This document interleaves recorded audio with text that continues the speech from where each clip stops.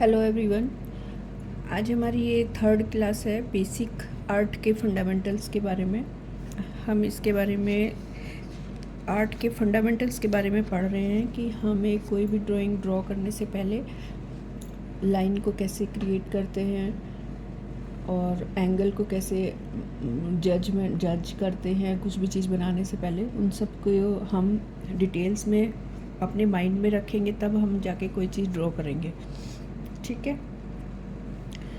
तो second number की class में हमने क्या पढ़ा था कि एंगल को कैसे हम देखते हैं, किस कोई भी ऑब्जेक्ट को एंगल, जब कोई ऑब्जेक्ट को हम बना रहे होते हैं तो उसमें एंगल को कैसे बनाते हैं, सही एंगल कैसे आ सकता है हमारा। उसके लिए मैंने आपको लास्ट क्लास में 3 एक्सरसाइज बताई थी। एक तो बताई थी नंबर 1 डॉट यूज़ करके, 2 डॉट लेते हैं और फिर उसमें बीच में लाइन खींच देते हैं जिससे हमारा एंगल तिरछा नहीं होता। दूसरी हमें स्केल से एक्सरसाइज बताई थी कि आप एक स्केल लोगे और स्केल के पास एक लाइन, सीधी लाइन इसके स्केल से खींचोगे। अभी ये रहा स्केल, एक सीधी लाइन स्केल से खींच के उसके पास हाथ से सीधी लाइन खींचोगे। ये वाली एक्सरसाइज बता दी। इससे हमारा एंगल इम्प्रूवमेंट होता है, जिससे हम एंगल को जज कर सकते हैं कि कोई भी ऑब्जेक्ट किस एंगल में रखा है और हमें कौन से एंगल में लाइन लेनी है। इन एक्सरसाइज से काफ़ी फ़र्क पड़ता है। आप अगर ड्रॉ करते हो तो फिर आप इजीली एंगल को जज कर सकते हो। और तीसरी एक्सरसाइज मैंने आपको क्लॉक एक्सरसाइज बताई थी कि आप अपने एंगल को कैसे देख सकते हो कि एंगल, एक्यूरेट एंगल कौन सा है। आपका एक्यूरेट ना सही, लेकिन उसके आसपास आपका एंगल ज़रूर आ जाएगा अगर आप इस क्लॉक वाइज एक्सरसाइज करते हो। और डेली में एक फिगर आप ज़रूर ऐसी वाली करोगे तो आपको एंगल जजमेंट बहुत अच्छे से आ जाएगा। तो क्लॉक वाले को हम एक बार फिर से रिपीट कर लेते हैं। जैसे कि ये हमारे पास कोई ऑब्जेक्ट है, इसको हमें ड्रॉ करना है, तो हमें इसका ये वाला एंगल जज करना है, ये वाला। तो ये कैसे जज करेंगे? एक क्लॉक बनाएंगे, क्लॉक में हमें सेम इस एंगल में लाइन ड्रॉ करनी है जिसमें ये रखा हुआ है। तो इस पॉइंट पे हम यहाँ पर क्लॉक बनाएंगे अपनी।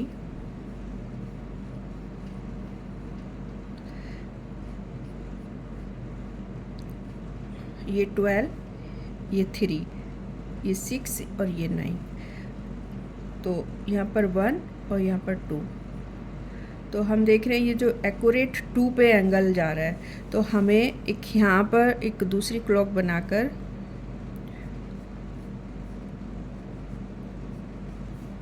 हमारा जो एंगल होगा वो दूसरा ये वाला एंगल होगा, ये वाला। इससे हम पेंसिल से भी मेज़र कर सकते हैं, ये और ये सेम। लेकिन यहाँ से आते आते यहाँ तक हमारा एंगल तिरछा हो सकता है थोड़ा सा, तो इसलिए इस मेथड से अगर हम करेंगे तो एक्यूरेट आएगा। तो ये क्लॉक वाला एंगल था जो मैंने आपको बताया। आज की क्लास में हम सीखेंगे टेपरिंग स्ट्रोक क्या होता है। जब स्केचिंग करते हैं, टेपरिंग के बारे में मैं आपको कुछ बता देती हूँ थोड़ा सा।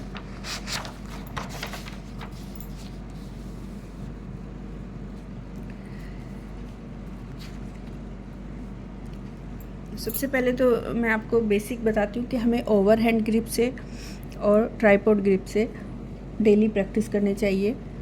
हमारा ट्राइपॉड ग्रिप तो यही होता है जिससे हम डेली में पेन और पेंसिल पकड़ते हैं, और ओवर हैंड ग्रिप ये होता है जिससे हम फिंगर को नीचे और थंब को ऊपर पेंसिल के इस तरीके से पकड़ते हैं। हम ये भी पकड़ सकते हैं, ये भी ओवर हैंड ग्रिप ही कहलाएगा और ये भी ओवर हैंड ग्रिप कहलाता है। ठीक है, तो जब हम हॉरिजॉन्टल इसको करके टेबल, इसको इस तरीके से टेबल पे रख के वर्टिकल, हमारी कॉपी टेबल पे होती है, वर्टिकल होती है, तो हमें ट्राइपॉड ग्रिप में काम करना चाहिए हमेशा। जब हम सिंपल टेबल पे रख के अपना कोई भी सब्जेक्ट बना रहे होते हैं, कुछ भी बना रहे होते हैं, तो हमें इस तरीके से पेंसिल को पकड़ना चाहिए।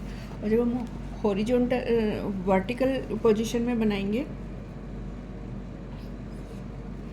खड़ा करके कॉपी को थोड़ा सा स्लैंटिंग खड़ा करके, तो हम इस तरीके से बनाएंगे, इस तरीके से।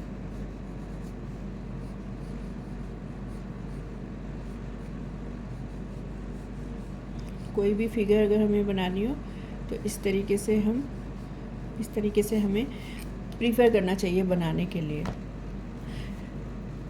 तो ये नोट कर लीजिए आप, ये बहुत ही इम्पोर्टेंट पॉइंट है। कई बार हमें समझ नहीं आता कि हम अपने ऑब्जेक्ट को किस तरीके से ड्रॉ करें, वर्टिकल या हॉरिजॉन्टल, या फिर ट्राइपॉड ग्रिप में, या फिर ओवरहैंड ग्रिप में। तो जब हम ओवरहैंड ग्रिप में ड्रॉ करें तो हमारी कॉपी एक वर्टिकल पोजीशन में होनी चाहिए, और अगर हमें ट्राइपॉड ग्रिप में ड्रॉ करना है तो हमारी पेज को, कॉपी को, ड्राइंग को हॉरिजॉन्टल रखा रहना चाहिए, तो ये हमें इजी होता है।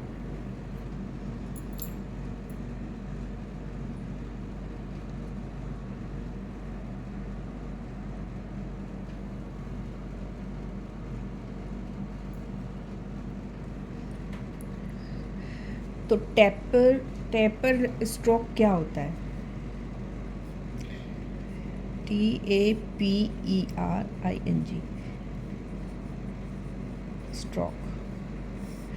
टेपर स्ट्रोक के बारे में आज हम पढ़ने वाले हैं 3rd क्लास में।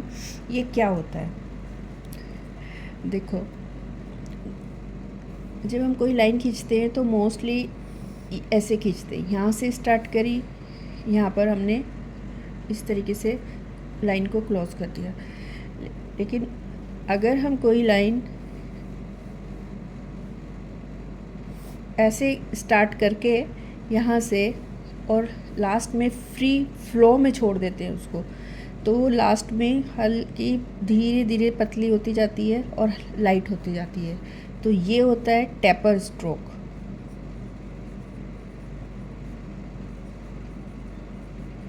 इसको कहते हैं टेपर स्ट्रोक। तो ये टेपर स्ट्रोक स्ट्रेट भी हो सकता है, स्ट्रेट लाइन में भी हो सकता है, और ये कर्व में भी हो सकता है। कोई भी कर्व भी हम इससे बना सकते हैं। तो ये कर्व में भी हो सकता है और स्ट्रेट भी हो सकता है।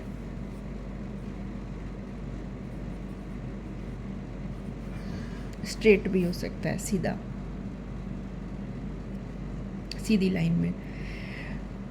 दूसरा, ये टेपर लाइन एक के दोनों साइड, ये वाला साइड और ये वाला साइड, दोनों साइड टेपर होते हैं। टेपर भी हो सकते हैं ऐसे, जैसे ये वाला साइड यहाँ से स्टार्ट होके हमने यहाँ पर फ्लो में छोड़ा और फ्लो में ही हमने स्टार्ट किया इसको, तो बीच का जो पार्ट है सेंटर, वो पेज पे ज़्यादा डार्क दिखाई दे रहा है। यहाँ पर फोर्स, यहाँ पर पेंसिल का फोर्स ज़्यादा लग रहा है। तो ये एक्चुअली लाइन टेपर लाइन होती है, सेम इसको। तो इसी टेपर लाइन से अगर हम कोई अपनी फिगर बनाते हैं, कुछ भी स्केचिंग करते हैं, तो वो ज़्यादा पावरफुल, ज़्यादा स्ट्रॉन्ग लगती है बजाय सिंपल लाइन के। सिंपल लाइन में जब हम कोई कुछ भी फ्लावर वगैरह बनाते हैं तो वो इससे ज़्यादा एक टेपर लाइन में ज़्यादा ब्यूटीफुल और ज़्यादा स्ट्रॉन्ग दिखाई देती है।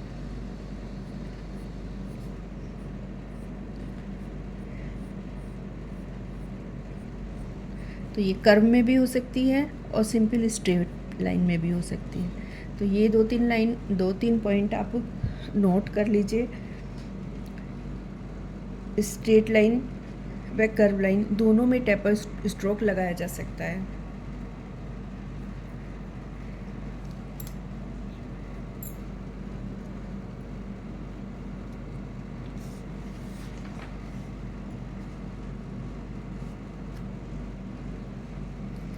कोई भी जब हम लूज़ ड्राइंग करते हैं, लूज़ ड्राइंग तो आप लोग को पता ही होगा। लूज़ ड्राइंग मतलब कि जिसमें हम एक लाइन के ऊपर 2 लाइन इस तरीके से कर देते हैं, तो वो लूज़ ड्राइंग हो जाती है।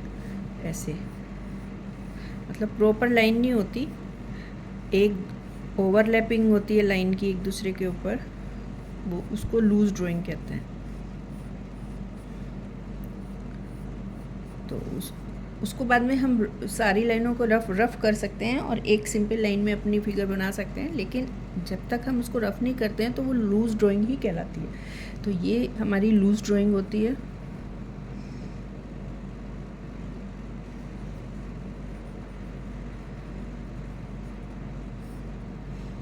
और ये भी हमें अपनी प्रैक्टिस के लिए ज़रूर करनी चाहिए। इससे हमारी लाइनों में फ़्लो आता है, बहुत हम सब्जेक्ट को अच्छे से प्रैक्टिस कर सकते हैं। तो किसी भी कॉम्प्लेक्स शेप को हम लूज़ ड्राइंग करके सिंपल बना सकते हैं। और चाहे वो ऑर्गेनिक शेप हो या फिर वो ज्योमेट्रिक शेप हो, उसको लूज़ ड्राइंग से हम बहुत ही इजी तरीके से सिंप्लीफाई भी कर सकते हैं अपनी लाइनों में। जो टैपर का लाइन है वो उसको हम किस तरीके से लाएंगे, ये तो पहले बहुत डिफ़िकल्ट होगा आपके लिए बनाना, लेकिन इसको अगर आप प्रैक्टिस करोगे डेली तो आपको ज़रूर ये अच्छा आ जाएगा बनाना। देखो जैसे कि बैट से जब हम बॉल को ऐसे बैट और बॉल खेलते हैं तो आपने देखा होगा बैट को ऊपर से लाते हैं नीचे, ऊपर से लाते हैं मारने के लिए बॉल को। तो जब हम ऊपर से लाते हैं तो फिर वो ज़मीन पे एक बार टकरा के फिर आगे निकल जाती है, फ्लो में जाता है हमारा बैट। तो इसी तरीके से हमें पेंसिल को भी चलाना है। ये एक मैंने ऐसे ही एग्जाम्पल दिया है आपको, पेंसिल को चलाने के लिए, अपने हाथ को फ्लो में चलाने के लिए किस तरीके से हम टैपर स्ट्रोक लेंगे। तो यहाँ से ऊपर से लेके गए हल्का, फिर उसको डार्क, फिर लाइट, ऐसे इस तरीके से। तो अगर आप छोटे छोटे स्ट्रोक लेंगे, छोटे बड़े जिस तरीके से आप लेना चाहो, जहाँ आपको जिस तरीके से स्ट्रोक लेना है आप वहाँ वैसे ही छोटा बड़ा स्ट्रोक ले सकते हो। तो ये हमारे टैपर स्ट्रोक हैं। तो कोई भी फिगर हम इससे बना सकते हैं। तो आइए हम एक फिगर बना के देखते हैं। रैंडम सी कोई भी ऑर्गेनिक फिगर बनाते हैं। मान लिया हमने सिंपल लाइन से ये शेप बनाई है।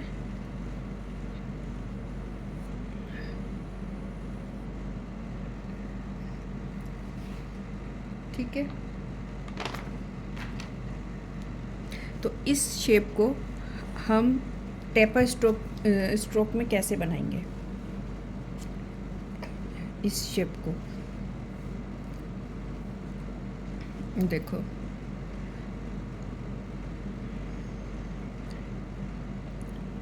सबसे पहले ये वाला पार्ट बनाएंगे, ये वाला। तो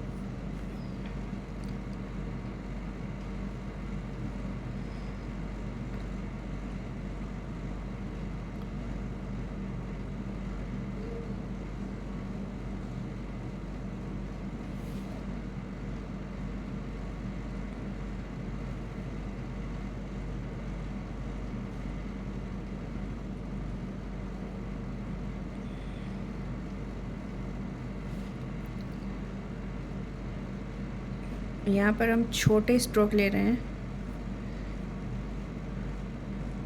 ये कर्व हमने टैपर किया है, कर्व लाइन।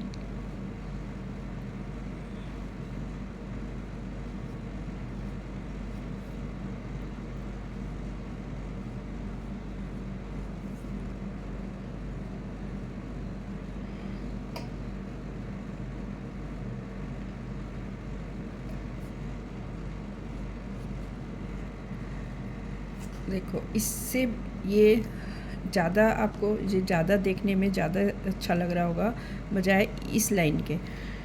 तो अगर हम अपने किसी भी ऑब्जेक्ट को इस टाइप में बनाएं टैपर करके तो वो ज़्यादा खूबसूरत बनता है। तो एक फिगर बना के देखते हैं, इससे आपको ज़्यादा अच्छे से समझ में आ जाएगा।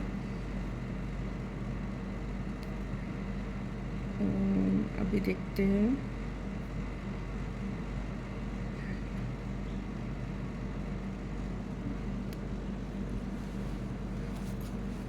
तो अगर हम इसको टैपर लाइन में बनाएं तो किस तरीके से बनाएंगे, ठीक।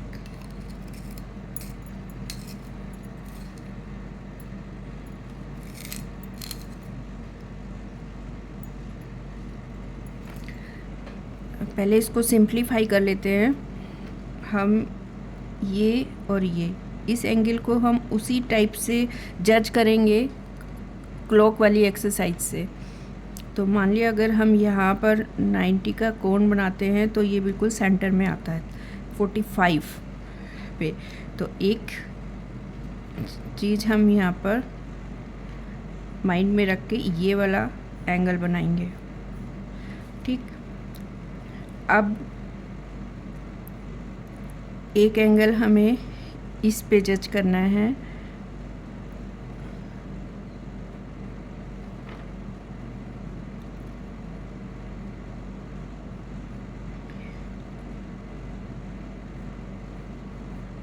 ये।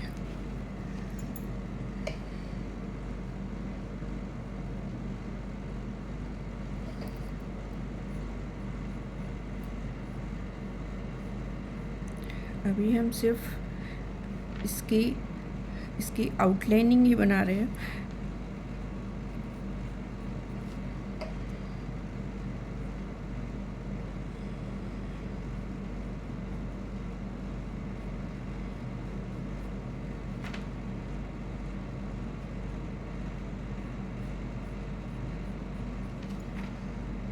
और एक बात हमें और भी ध्यान रखनी चाहिए, जब हम कोई भी स्केचिंग कर रहे होते हैं तो हमको लाइट पेंसिल यूज़ करनी होती है। अभी मैं लाइट पेंसिल यूज़ कर रही हूँ ताकि मुझे अगर कुछ गलत हो तो वो मैं इजीली इरेज कर सकूँ।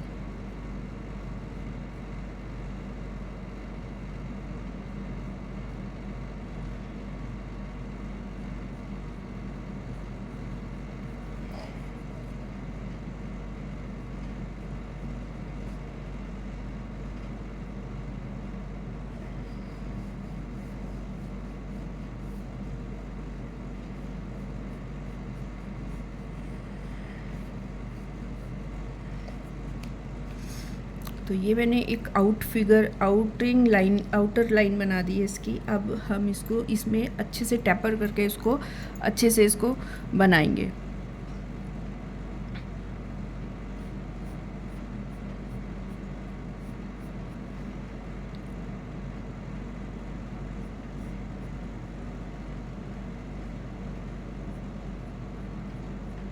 ये टैपरिंग लाइन ही ले रही हूँ मैं यहाँ पर।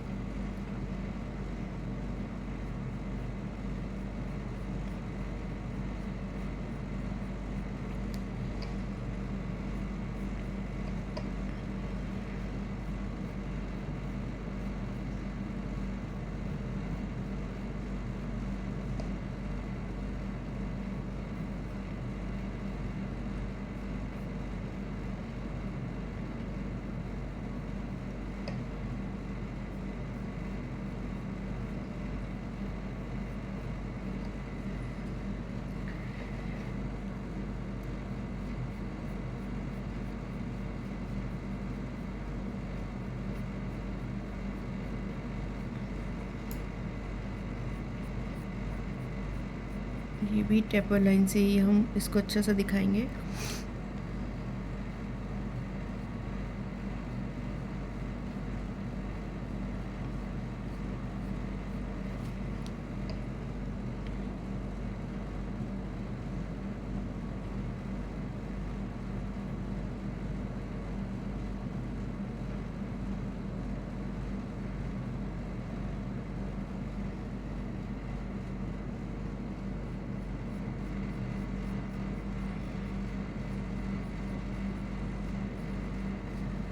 तो इस तरीके से हम ये टेपर लाइन से अपना स्केचिंग कर सकते हैं, जो कि सिंपल लाइन से ज़्यादा खूबसूरत दिखता है।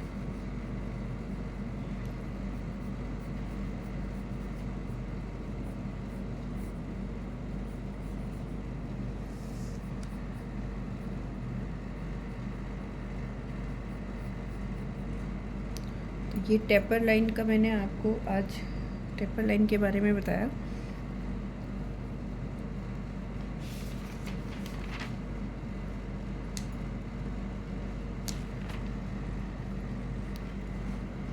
और ये स्केचिंग करके दिखाई टेपर लाइन से। तो आगे आने वाले चैप्टर में हम और इसी तरीके से स्केचिंग करेंगे और नई टेक्निक सीखेंगे और ड्राइंग के फंडामेंटल्स के बारे में उन्हें कंप्लीट करेंगे। धीरे धीरे स्टेप बाय स्टेप हम चलेंगे इसी तरीके से।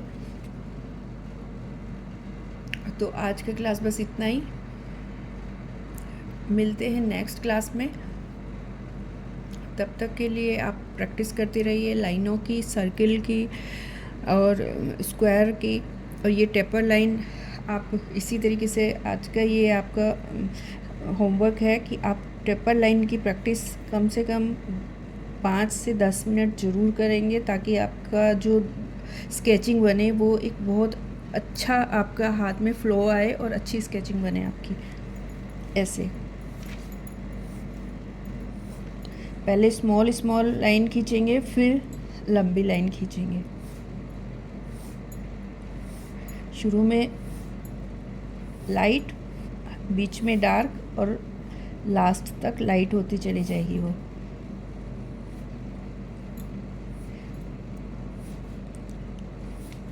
टेपर लाइन से हम एक फिगर भी बनाएंगे बाद में, ये सारी चीज़ें कंप्लीट करने के बाद। तो प्रैक्टिस करते रहिए और ग्रो करते रहिए। Thank you very much.